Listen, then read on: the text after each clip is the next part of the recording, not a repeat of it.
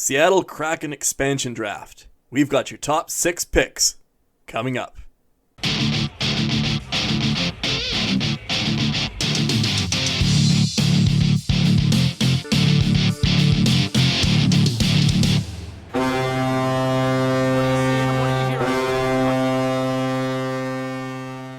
All right, Paul, it looks like all of the protected lists of players for the Seattle expansion draft have now been announced and released. And so we know who's eligible, and we know who Seattle might potentially be able to pick. But question is, of course, who they actually will pick, and there are a lot of factors that go into that. So for this video, we're going to pick. Each of us are going to pick our top 3: 1 forward, 1 defense, and 1 goaltender. And Paul, why don't you just kick it right off with your top forward? Well, first of all, I think the NHL GMs did a great job of keeping what they wanted and giving their headache to the Seattle Kraken to decide whether they want to take it on or not. And looking through those picks, it amazes me some of the names that are available.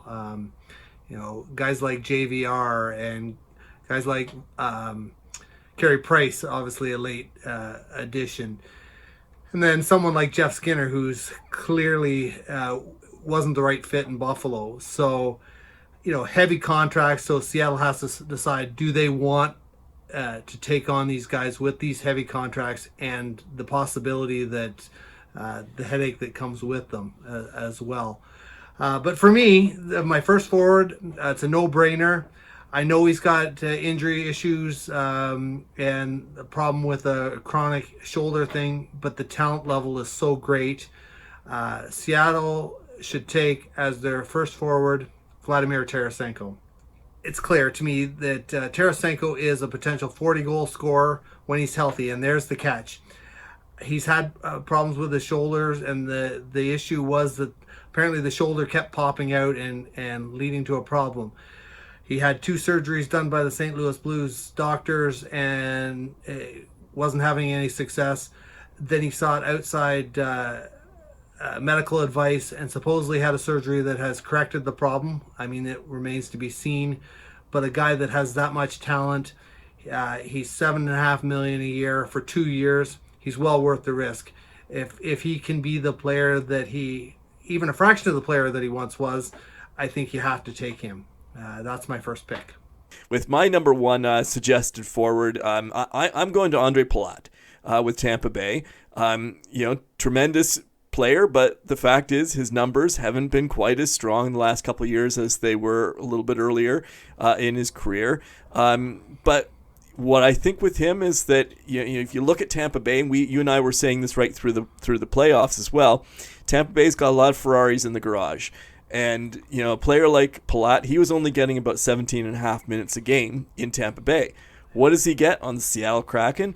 I'm thinking they put him up to 20 minutes a game, and he could be, a top-level producer that, with career numbers that we haven't been seeing from him in the last couple of years.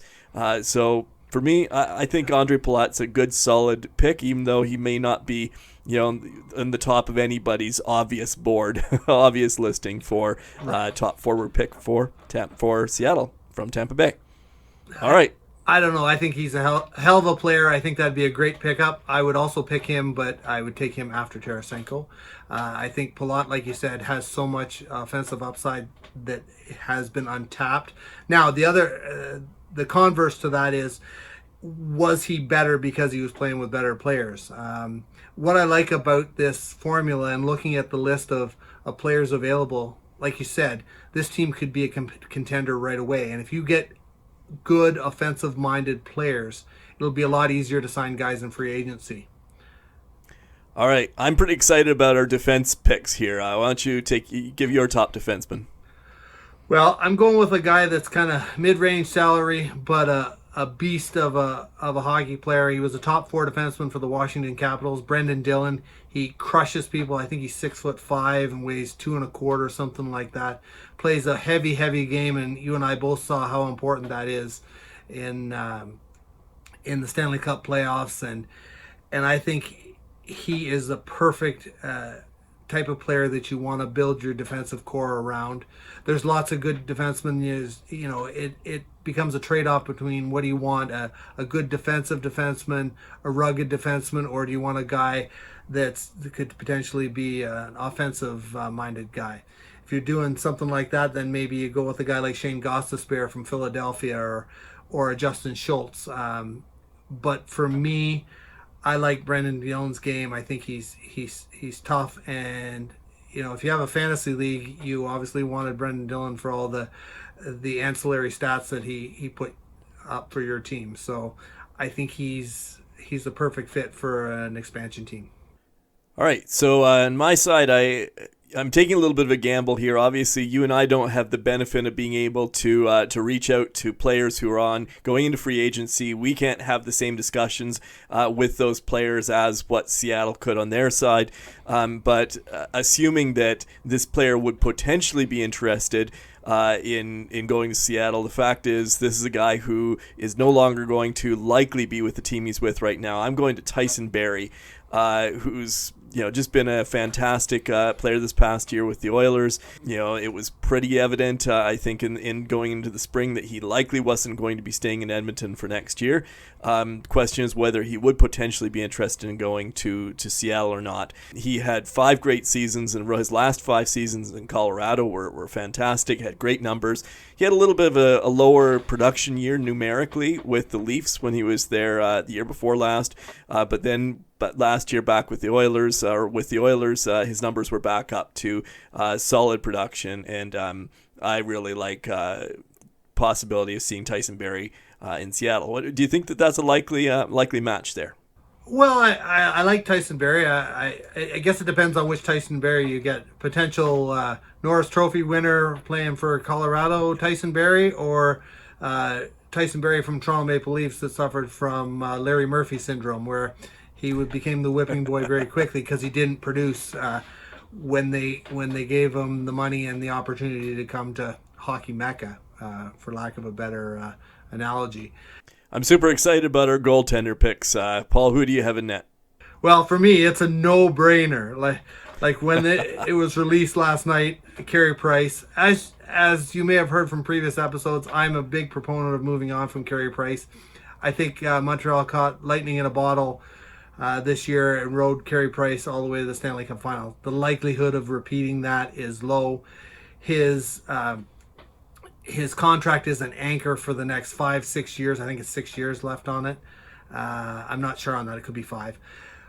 But, at $10.5 million, if you can move him now, I know Montreal gets nothing back for him, but they get out from underneath that contract. And we're starting to see in a flat salary cap world how important that is. Just look at what the Islanders did the other day with Andrew Ladd. Traded him with a bunch of picks just so they'd take his contract away from him. And they consider that a win. So the way I look at it is if he gets claimed, it'll be good for him. It gives Seattle credibility immediately. It also entices people to sign there because you've already got arguably the best goalie in the world, or top 2. Obviously Vasilevsky put himself into that discussion. And immediately that team has credibility, and it's good for the game.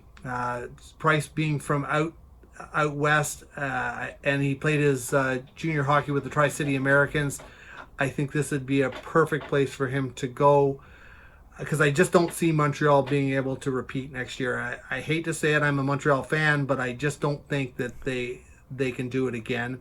And it's time to move on, and it's a good spot for Price to move to. And I think if I'm Ron Francis, he's my first pick. Just like Marc-Andre Fleury for the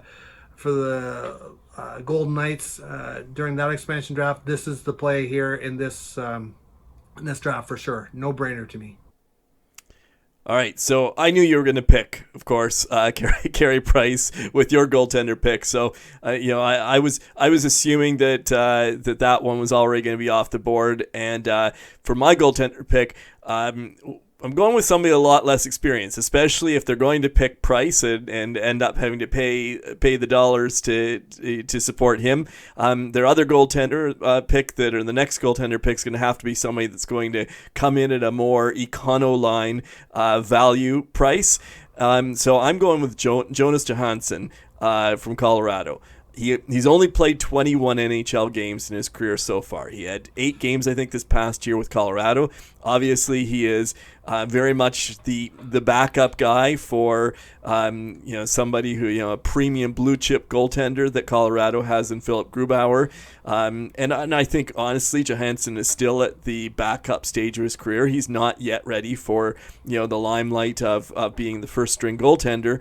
But here's my argument there, is that what does Johansson bring in terms of a backup goaltender at the price tag? He's a $750,000 contract guy. He just signed a new $750,000 contract, 1 year extension with Colorado.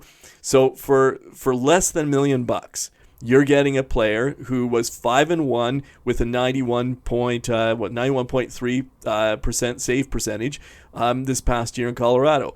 That's a really respectable backup for a really good price tag. What do you think of that one? I think you're nuts. I think that's ridiculous. You've said some really ridiculous things before. I've seen Jonas Johansson play. He couldn't stop a beach ball. There's no way they're picking him. He's terrible. No chance. I don't know how we can carry on in this channel anymore with that kind of garbage that you're throwing out there. That's terrible. Who would you make the Colorado pick? Would you go to Landeskog? Well, yeah. Is he not a UFA? And if that's the case, why would you waste a pick on a UFA? If I'm going to do that, I'm taking Alexander Ovechkin if that's the case, and then see if he'll come. Talk to his agent, say, are you coming? If we pick you, will you come? And if so, what's the price? And then you just pay him whatever he wants. That's the way I would deal that. You pick him, you pick Price, and automatically you've got credibility. You've got guys that want to come play with those two greats. You're talking 2 all-time greats, and that's what I would do. Now, in terms of back to Jonas Johansson, if you're going to pick a goalie and go for a lesser guy, I'd pick Chris Driedger from Florida. For me, that guy has shown that he is ready to take on a larger role in the NHL, and he's set to be a good starter.